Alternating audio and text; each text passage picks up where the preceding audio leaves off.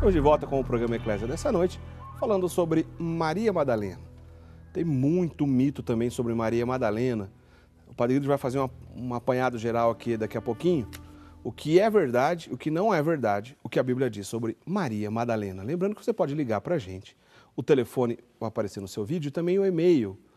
Principalmente nesse e-mail eclesia@rs21.com.br. Quando não é possível a gente responder durante o programa, como o Padre Guido já disse agora há pouco, ele responde durante a semana. Se você tem uma dúvida de outro assunto que não é o mesmo tema que a gente está lidando no programa de hoje, pode mandar por e-mail, que na medida do possível, e geralmente o Padre Guido responde todo mundo. Ele dá um jeitinho de responder depois do meio da semana, tá certo? Então manda pra gente agora aí seu e-mail, ou então por telefone que também está no seu vídeo, sua pergunta, sua dúvida, pra gente fazer aqui, de repente, trazer aqui para a mesa a discussão que você tem para propor aqui pra gente.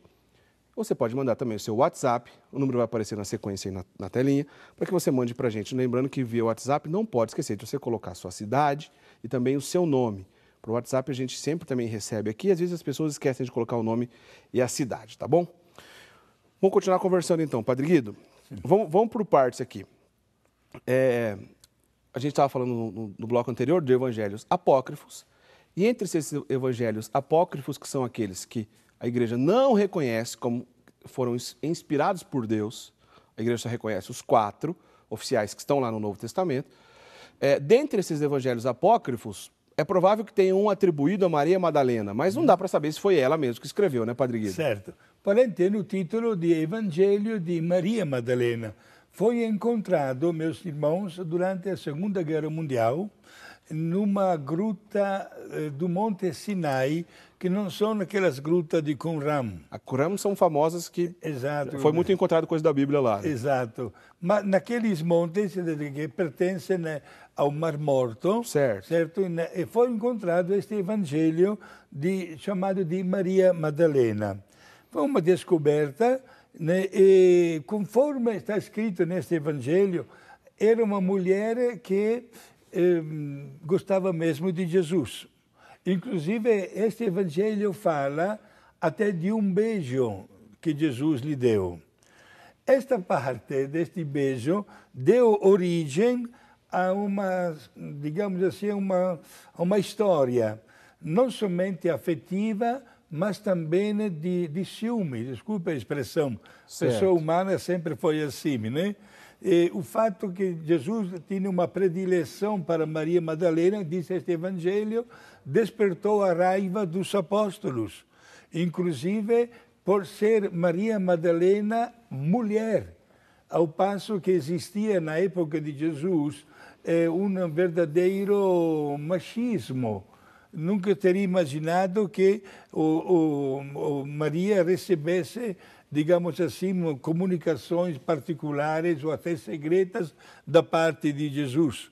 E este evangelho coloca exatamente este pormenor. Aliás, este evangelho vai mais ainda, é o evangelho apócrifo que a igreja não considera, né? Chega a dizer este evangelho que Jesus beijava Maria Madalena várias vezes na frente dos companheiros. Olha só também esta atitude de Jesus. E dizia que Jesus a amava mais do que aos apóstolos. Motivo a mais para despertar um ciúme ou uma raiva, né, da parte do grupo dos apóstolos. Então, só interrompendo aqui, Padre Guido, assim o senhor já aproveita, o senhor já está respondendo a pergunta do nosso telespectador. Olha só. Lembrando que o Padre Guido está dizendo de um evangelho apócrifo, então, como a gente está repetindo aqui, que a igreja não aprova como divinamente inspirado, né? Que foi a pergunta que eu disse agora há pouco do Francisco de Brejo da Cruz, no estado da Paraíba, se é verdade que Maria Madalena amava Jesus também do sentido homem e mulher, marido e mulher. Então, muito provavelmente, Padre Guido, esse tipo de lenda que atribui uma possível relação de homem e mulher com Jesus e Maria Madalena, provavelmente, então, veio desse evangelho apócrifo aí. Por causa dessas confusões, como a igreja não aprova como verdadeiro, acabou tendo essas lendas aí que Jesus teria esse tipo de comportamento com ela. Exato. Uma dessas probabilidades é esta aqui. Mas tem outra que é mais profunda e que colocou, como se diz, fogo nas brasas, né? Foi a presença de uma corrente filosófica chamada de gnosticismo. Certo. Que acabava destruindo, digamos assim, a divindade de Jesus. Não admitia absolutamente que Jesus tivesse duas naturezas, a humana e a divina. Jesus poderia ser ou só homem ou só Deus, mas há duas naturezas da mesma pessoa, não. Peraí, Padre Guido, esse assunto é complicado, vamos devagar aqui, senão é fácil a gente confundir nosso telespectador. Sim. Eu disse agora há pouco que seriam 3 tópicos, que seriam, a gente abrir parênteses no programa que a gente está falando sobre Maria Madalena, para que ficasse bem claro e não houvesse confusão. O primeiro a gente já falou que são os evangelhos apócrifos. Agora o Padre Guido já está explicando sobre o gnosticismo. Sim. Gnosticismo, então, é essa corrente filosófica que o Padre Guido estava explicando, que a palavra gnose significa conhecimento, né, Padre Guido? Então, eles buscavam um conhecimento superior, não é isso? Superior, que escapava ao conhecimento humano. Agora, quando se tratava de... Digo isso porque dá de entender, através desta corrente filosófica, desculpe a expressão, nas besteiras que saíram depois e até foram publicadas nos evangelhos gnósticos ou evangelhos apócrifos de origem gnóstica. Porque entre os evangelhos apócrifos também tem a divisão entre aqueles que são gnósticos, que seguem essa corrente que o Padre Guido está explicando, e aqueles que parecem mais com o cristianismo. Então, evangelhos apócrifos, gnósticos e cristãos. De qualquer forma, todos eles a igreja não reconhece, como a gente está insistindo aqui, como divinamente inspirados. Aí a confusão é facinho de dar, né, Padre Guido? Exato. Sendo que a igreja não havia ainda definido quais eram os evangelhos verdadeiramente reconhecidos como autenticamente inspirados, esta filosofia botou no mercado um produto muito barato. E as pessoas acabavam criando como confusões. Por isso, a partir daquele evangelho chamado de Maria Madalena, que fala de um beijo, se construiu toda a história da humanidade de Jesus e até de um relacionamento íntimo de Jesus com Maria Madalena até ter filhos. E, entre aspas, a história comprova que nasceu até uma outra religiosa antiquíssima que tinha como fundador o filho de Jesus. Mas vejam só. Maluquice, né, Padre Guido? Maluquice, mas está comprovado. Por isso que a igreja, lá pelo ano 200, talvez este que foi um atraso, digamos a palavra meio vulgar, um atraso da igreja. Isto é, a igreja sentiu a necessidade de sentar, como se diz na gíria, e de analisar toda esta documentação. E foi aí que, finalmente, a igreja definiu os 4 evangelhos divinamente inspirados, né? E os outros têm a sua importância como cultura religiosa. Mas aí, o que acontece? Algumas pessoas, pegamos nos tempos modernos, o Brown, né? o que escreveu aquele livro... o senhor está falando do Código da Vinci. Do Código da Vinci. O Dan Brown, né? Que fez uma obra de ficção, ou seja, uma história contada, uma história de mentirinha, vamos dizer assim. Mas, tem inclusive filme, né? Também, o Código da Vinci virou filme. Mas, no meio dessa história de ficção, acaba colocando alguns elementos de história, alguma coisa de maneira bem geral. Segundo historiadores, estudos apontam que dá a impressão que se trata de uma obra histórica, mas não é uma obra de ficção. E aí confunde mais, porque lá Maria Madalena, Padre Guido, também era colocado desse tipo de lenda e ajuda a ter mais confusão ainda dessa impressão que Maria Madalena teria, entre aspas, teria sido casada com Jesus. Com Jesus. Eu vou dizer mais, o autor do Código da Vinci agiu do mesmo jeito como a filosofia do gnosticismo. Isto é, os gnósticos produziram evangelhos, vejam só, meus amigos, e outros escritos utilizando o nome de alguns apóstolos para que as suas crenças fossem consideradas como verdadeiras. Por isso a ideia de um evangelho ligado a um apóstolo se choca, digamos assim, com as palavras de Cristo que manda tornar públicos os seus ensinamentos. Isto, estamos diante de uma verdadeira aberração. O povo, não conhecendo verdadeiramente a história do evangelho, ficou de boca aberta e, alguns anos atrás, o livro fez aquele grande sucesso, o filme também, outro grande sucesso, e muita gente ficou até perturbada na sua consciência, até procurou sacerdotes, e a igreja mesmo foi obrigada a soltar alguns documentos defendendo a verdade. Com a internet fica mais fácil. A gente tem muitos artigos aí na internet refutando as teorias do Dan Brown, que, repito, o próprio autor do Código da Vinci, que é o Dan Brown, admite que se trata de uma obra de ficção. Mas do jeito que é contado, confunde as pessoas. As pessoas acabam olhando para essa obra como se fosse um relato histórico. E é claro que não tem nada a ver de história nisso aí. Como o padre Guido bem disse, se trata de uma aberração, né? Não tem nada de verdade aí, não tem nada de católico nessa história. E facilmente, então, foi refutado por muitos especialistas, artigos e até livros que foram escritos refutando essa teoria defendida ali pelo Dan Brown. E a nossa personagem Maria Madalena, coitada, ficou vendida nessa história aí. Exato. E lenda sobre lenda acabou atrapalhando mais ainda o conhecimento sobre quem realmente é. Mas vou dizer até mais, Eric. Até dentro da história da igreja, esta confusão, digamos assim, deu já apareceu em outras épocas, Padre Guido? Sim, apareceu. Isto houve alguém que juntou o episódio destas pecadoras e unificou estas pessoas como sendo Maria Madalena. E, portanto, são episódios da vida da mesma pessoa, não? São episódios de pessoas diferentes.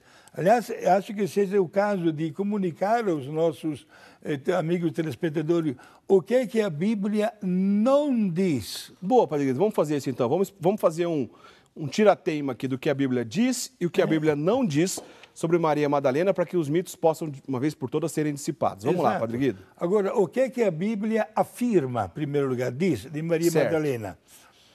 Que era uma das mulheres que acompanhava o grupo de Jesus e os apóstolos. Certo. Confirmado em Lucas 7:36. Certo. Fala que Maria Madalena acompanhou também o processo sumário de Jesus. Foi testemunha da morte de Jesus. Então tudo isso está bem narrado ali na Bíblia. Bem narrado, e foi a primeira pessoa que viu Jesus ressuscitado. Tudo isso, então, a igreja admite. Sim. E a tradição também admite como verdade. Exato. E mais ainda, a Bíblia coloca como término da missão de Maria Madalena o anúncio que ela fez solene aos apóstolos de ter visto Jesus.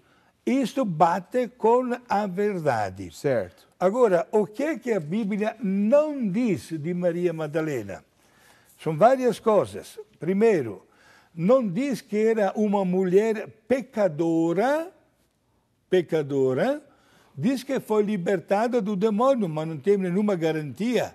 E dizer que ela foi prostituta não tem nenhuma base para esta afirmação. Isso, então, não, a Bíblia não diz. Não fala. Nem que ela era pecadora e muito menos que ela era prostituta. Exato. Isso não está lá. Não diz que ela é a mesma Maria, irmã de Marta. Repito, amanhã é o dia de Santa Marta. Não diz isso. Essa aí era aquela outra que a gente estava comentando agora há pouco, que é a Maria de Betânia. Aquela que lavou os pés de Jesus com as lágrimas. Não é a mesma pessoa. Não diz que a mulher é a mulher que foi apresentada por aqueles homens por ter traído o esposo, mulher do adultério. Não diz isso. Aquela que Jesus salvou do apedrejamento. Exato. E temos também que considerar uma coisa. Depois que Jesus praticamente subiu para o céu, a Bíblia não fala mais nada desta mulher. Agora, diante desta verdade, do que a Bíblia afirma e do que não diz, veja o que é que saiu de fruto de fantasia. Às vezes, por uma falta de conhecimento verdadeiro. Às vezes, por um exagero, digamos assim, que a história criou a respeito desta mulher. Tive pessoas que afirmam que até o grande pintor Leonardo da Vinci, autor da Santa Ceia, né? Até na postura, lá na mesa, jantando com os apóstolos, no sombro de Jesus, com o sombro de São João Evangelista, forma a letra M. Já pensando em Maria Madalena, vamos deixar a fantasia de lado. Né? Vamos nos dados técnicos e conhecer esta história. E outro pormenor, se Maria Madalena é considerada como santa, a festa dela foi o dia 22, poucos dias atrás, né? 22 de julho, é porque ela seguiu fielmente a Jesus. É um exemplo de mulher que optou para estar perto de Jesus. Viu Jesus vivo, viu Jesus morto, viu Jesus ressuscitado. Acho que a gente tem uma imagem aí, né, diretor? Põe pra gente aí, Bruno. A gente tem um ícone, lembrando a figura de Maria Madalena, e tem dois detalhes interessantes que eu queria que o senhor comentasse. Está aí, Padre Guido, ó. Sim. Então, esse é um ícone antigo, né, de Sim. Maria Madalena. Tem dois elementos. Numa das mãos, ela tem uma espécie de ovo. Sim, acho que é uma espécie, não, é um ovo mesmo. É um ovo, sim. E no outro ela tem algo como se estivesse carregando ali uma garrafa ou sim, um balde, um recipiente. Um recipiente. Explica pra gente. Sim, esta ícone, esta imagem é muito conhecida no mundo. É representada com um ovo, o ovo de Páscoa, certo, que é símbolo da ressurreição de Jesus. O ovo, então, ele está simbolizando a ressurreição de Jesus. E na outra mão, esse tipo de garrafa, né, com o perfume. Aí tem toda a história, tem um pormenor até nas iconografias desta grande santa. Ao redor da santa, que aparece também nesta imagem, não temos muita luz, temos até uma cor meio escura. Para dizer que estava numa penumbra, Sim, numa coisa meio escura ali? Porque o Evangelho coloca este pormenor. Bem de madrugada, Maria Madalena foi ao túmulo de Jesus. Certo. Agora alguém poderia perguntar, Padre Guido, por que ela foi de madrugada e Jesus já estava sepultado? Praticamente havia quase 2 dias, porque foi na parte da tarde de sexta-feira que Jesus morreu e foi sepultado, e bem de madrugada de domingo. Por que não foi de sábado? Tem toda uma história que é bom explicar. Por favor, explica para a gente. Exato. É o seguinte, meus amigos. A lei dos romanos, que dominava na Palestina, proibia a exposição de cadáveres de pessoas mortas na cruz no dia de sábado. O sábado iniciava às 6 horas da tarde de sexta-feira. O dia, para nós, o dia começa à meia-noite. Na época de Jesus, começava às 6 horas da tarde. Agora, uma pessoa que era condenada a morrer na cruz, preste bem atenção, perdia o direito da sepultura. Não podia ser sepultado. O corpo desta pessoa devia ser jogado no lugar chamado em hebraico Gehenna. E Jesus usa inclusive esta palavra para falar do inferno. Era, digamos assim, um lugar atrás da cidade, um abismo de 300 metros, onde era jogado tudo, os excrementos, os corpos de animais em decomposição, os gases, a sujeira, o lixo, tudo lá. E perdia, repito, a sua dignidade até de homem. Jesus, tendo sido condenado à cruz, deveria ter sido o seu corpo jogado lá embaixo. Foi um homem chamado José de Arimateia que foi pedir para Pilatos a graça de abrir uma exceção, querendo dar sepultura ao corpo de Jesus. Pilatos, que estava com o remorso de consciência até aqui, coitado, né? Porque ele é responsável pela morte de Jesus, deu logo a permissão. Portanto, quando Jesus foi colocado no sepulcro, já estava em cima do início da do sábado, que era dia festivo, não se podia trabalhar. Por isso que naquele sábado, dia seguinte, Maria Madalena foi comprar um balde de perfume. Por isso que na imagem ela está ali com aquela garrafa de perfume. Exato. E de domingo, ainda de madrugada, antes de sair da luz do sol despontar, ela foi no túmulo pensando de poder fazer, junto com outras mulheres, aquele gesto de embalsamar o corpo de Jesus. E foi lá que ela notou que a pedra tinha sido removida e o corpo de Jesus não estava mais. Muito bem, Padre Guido. A gente vai por mais um intervalo. Eu vou responder aqui na sequência, na volta, alguns comentários. O senhor vai responder comigo, Padre Guido? Tem algumas coisas aqui que as pessoas ainda têm algumas dúvidas que logo depois do intervalo a gente vai responder. Mas já quero agradecer a nossa telespectadora Silene Almeida dos Santos, de Campinas, cidade aqui do lado, que ela ficou sócia da TV Século XXI, aqui da Associação do Senhor Jesus. Quero pedir, inclusive, que a gente possa botar, por gentileza aí, diretor, coloca o contato aí de novo do nosso telefone, porque as pessoas que não são sócios da Associação do Senhor Jesus podem se associar, basta entrar em contato conosco e dizer, olha, como é que eu faço para ser sócio? Porque essa obra, ela é mantida principalmente com auxílio e patrocínio dos nossos associados, né? Pessoas que fazem as colaborações espontâneas, de acordo com as suas possibilidades, de qualquer quantidade, e recebem todo mês a revista Brasil Cristão, né? Recebem a revista Brasil Cristão, que é uma tradicional revista católica de formação que a Associação do Senhor Jesus já publica há muitos anos. Recebe a revista Brasil Cristão, fica sócio aqui da nossa obra, ajuda a manter a nossa obra no ar, assim como a Silene Almeida dos Santos fez. Se você puder, faça também, entre em contato conosco. Deus lhe pague por isso, tá certo? Vamos para o intervalo, a gente fala mais daqui a pouquinho sobre Maria Madalena. Não sai daí.